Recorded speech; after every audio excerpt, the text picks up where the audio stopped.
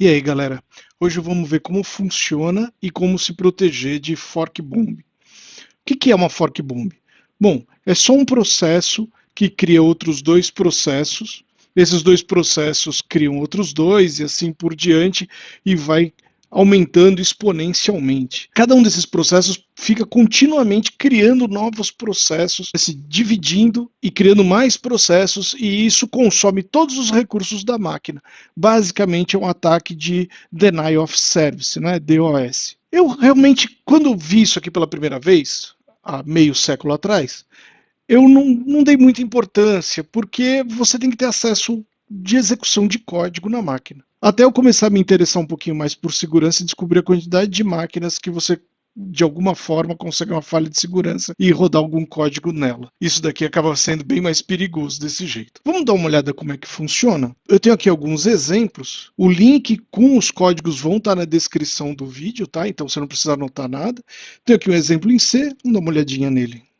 Bem simples, mais simples que isso não dá para ficar. Ele simplesmente vai chamar o fork e aí fazer um looping aqui para o início de novo. Então ele vai ficar nesse goto para o loop, fork, goto para o loop, fork, goto para o loop. Cada fork vai gerar uma nova cópia do processo e vai iniciar ela. Aí assim, isso está básico demais. Eu queria uma coisa mais interessante, né? Então eu fiz um desafio pessoal que era de tentar criar um fork bomb bem pequeno, o menorzinho que eu pudesse. Que é esse aqui, ó.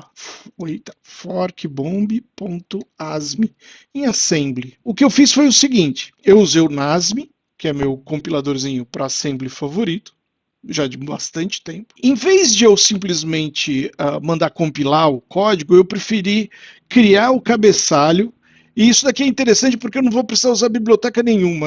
Porque eu só vou usar o Syscall mesmo. Então eu já pedi para ele criar o cabeçalho do ELF. Como ele criou o cabeçalho do ELF e foi instruído aqui com o parâmetro F para ignorar qualquer formato de arquivo e simplesmente obedecer o que eu estou mandando, com isso ele vai gerar um arquivo bem pequeno, porque não vai ter nada demais nesses cabeçalhos, eles vão ser realmente os menores possíveis. Ainda dava para deixar menor ainda, colocando o código dentro do próprio cabeçalho, mas aí não seria ELF de verdade, aí seria um hack muito chato. Ia ganhar o quê? 4 bytes? Então não vale a pena. O código mesmo, isso aqui tudo é cabeçalho, né? Isso aqui tudo é o cabeçalho do ELF. O código mesmo começa aqui, ó. Eu coloco em RAX, no registrador RAX, o valor 57, que é o número no Linux para o syscall do fork. É o que fala para o kernel, olha, eu quero um fork. Aí a gente chama o syscall, que é o que vai efetivamente fazer o fork, e aí eu estou dando um jump para o start aqui, certo? É só isso. Se eu compilar esse código, deixa eu pegar aqui a colinha, se eu compilar esse código, vai dar um arquivo 129 bytes. Essa foi a menor fork bomb que eu consegui fazer, que é perfeitamente um ELF legítimo, não tem nenhuma mutreta aí. Vamos ver a fork bomb funcionando então, vamos lá. Para ver a fork bomb funcionando, eu vou copiar ela para outra máquina, porque eu não vou rodar ela em nenhuma das minhas máquinas principais, né? Eu vou rodar em máquina que é feita para teste mesmo. SCP... E eu vou rodar na Saturno 2. Então eu vou copiar para lá e vou dar um SSH Saturno 2.local. Beleza, estou lá e vou fork bomb. E enter. Nesse momento, começou uma avalanche tão grande de processos na máquina que eu não vou conseguir mais fazer nada nela. Se eu for para um outro terminal e tentar dar SSH para ela, eu não consigo, olha lá, não consegui entrar, posso tentar quantas vezes eu quiser. Eu não vou conseguir fazer mais nada. A máquina está hiper ocupada fazendo, criando processos e processos e processos. Enfim, o único jeito, que aqui tem um truquezinho, né? Eu de propósito não subi isso daqui em segundo plano, que é para mim poder vir aqui e interromper esse processo. Em alguns sistemas não dá para fazer isso, tá? Em alguns sistemas você não vai conseguir fazer isso. Aqui eu consegui fazer porque Primeiro, o sistema usa systemd, o que deixa algumas coisas um pouquinho mais fáceis de você lidar com relação a processos, e ele usa esse processo, ele está feito de maneira que, se ele receber um Ctrl+C, ele vai acatar esse Ctrl+C. Senão, você teria que entrar e dar um kill com -9. Só que para dar um kill com -9, você tem que subir um processo, e a máquina não aguenta mais nenhum processo. Então, o único jeito seria lá e apertar o botão de power da máquina. E um efeito interessante, se eu der um htop agora, eu terminei a fork bomb, né? Ela não está mais fazendo, todos os processos foram mortos. Mas se eu dar um htop agora, vocês vão ver que o load average aqui em cima está berrando, né? Ele vai começar a baixar agora, mas olha a quantidade de load average. Isso aqui, geralmente, na minha máquina, que essa daqui é um i5, 6 núcleos, né? 6 núcleos reais. Geralmente essa máquina tem 0,5 de load average e hoje tá com uma quantidade absurda aí. Vamos continuar a brincadeira. Vamos para uma outra máquina. Esse mesmo código, eu vou dar um scp fork bomb e eu vou para crg@lua.local. Ah, não, eu estou no Saturno 2 ainda, peraí. É por isso que está dando errado. Este SCP, e eu vou copiar fork bomb para crg@lua.local/home crg. Beleza, copiei para lá, eu vou dar um SSH para essa máquina. Pá. E beleza, eu estou aqui. E em outro terminal, eu vou dar um SSH para essa máquina também. Pá. Vou deixar o htop aqui aberto já, para a gente poder ir vendo. Olha lá, essa máquina ela tem 20 núcleos, 64 GB de RAM. É uma máquina bastante forte, né? É a que eu uso para jogar. Bom, estamos lá na Lua e vamos rodar um fork bomb.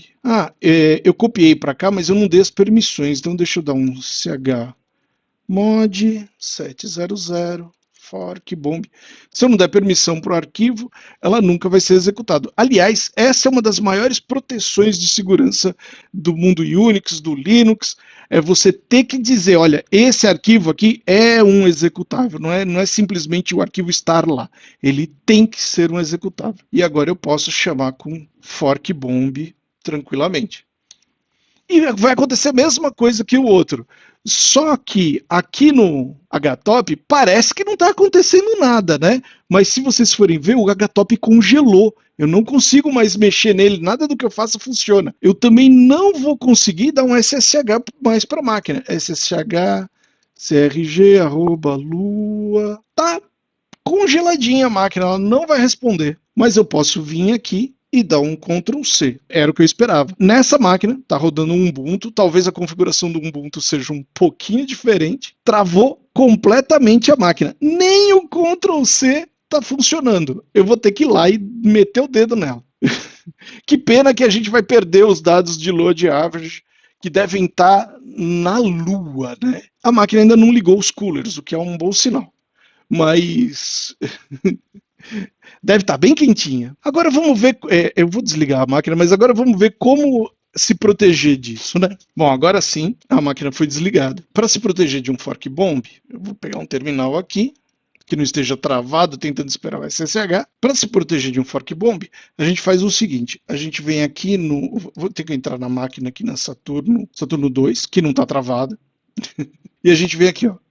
Sudo para ser superusuário, vi, eu quero o arquivo /etc /security limits conf. E aí, aqui eu posso dizer várias limitações que eu quero setar para essa máquina. E eu posso setar por usuário, por grupo de usuário, para todo mundo.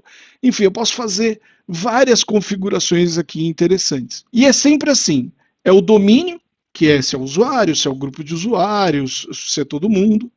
O tipo, o item, que é o que você quer limitar, e o valor.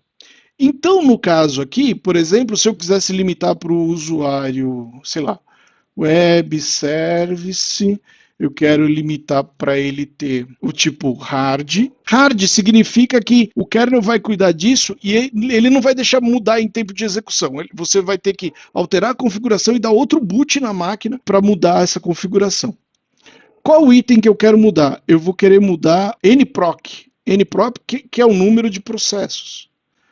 Então, eu viria aqui, nproc. E eu estou bem hoje, né? É só estar um pouquinho desalinhado com o teclado. E eu vou dizer que o web service ele pode abrir 10 processos. Isso já limitaria uma fork bomb. Não resolve o problema de todo, porque uma fork bomb abriria os 10 processos, ou vamos supor, né, o web service está com um no ar, ela abriria os outros 9. E aí o web service não conseguiria mais rodar nenhum processo, a não ser aquele que já está aberto. Então, ainda é um problema, mas não ia congelar a máquina, pelo menos. Você mitigou um pouco o problema aí. Existem outros tipos de configuração aqui que você pode limitar. Você pode limitar o uso de CPU, você pode limitar o uso de memória, você pode limitar várias coisas que são interessantes aqui. Depois vale a pena dar uma olhadinha nessas limitações que você pode fazer. Isso é a melhor coisa que dá para fazer hoje com relação a fork bomb. É um problema bem sério. Por quê? Porque criar processos faz parte do sistema. O sistema não pode impedir de todo de criar processos. Faz parte da utilização de computadores. Então, se você limitar demais, você só vai criar problemas para os usuários. Em vez de ajudar, você vai atrapalhar eles. Então, é claro, todas as outras medidas de segurança são importantes para você não chegar nesse ponto. Mas se chegar nesse ponto, é legal que os seus processos estejam rodando só com as permissões que eles precisam para rodar, e aí você está um pouco mais seguro. Isso envolve também, por exemplo, você subserviços com usuários específicos, com permissões limitadas e não subir como superusuário, né? Por exemplo, o pessoal gosta aí de subir o Docker com root, e isso no meu ponto de vista, no meu humilde ponto de vista, é uma falha de segurança. Aquilo lá está rodando como root, é arriscado. O ideal seria usar o Podman, por exemplo, que faz a mesma coisa que o Docker e pode rodar como usuário comum. E aí você pega esse usuário comum e limita ele para ele ter acesso só ao que ele precisa ter acesso. Bom, galera, é isso. Espero que tenham gostado aí da dica. Até mais!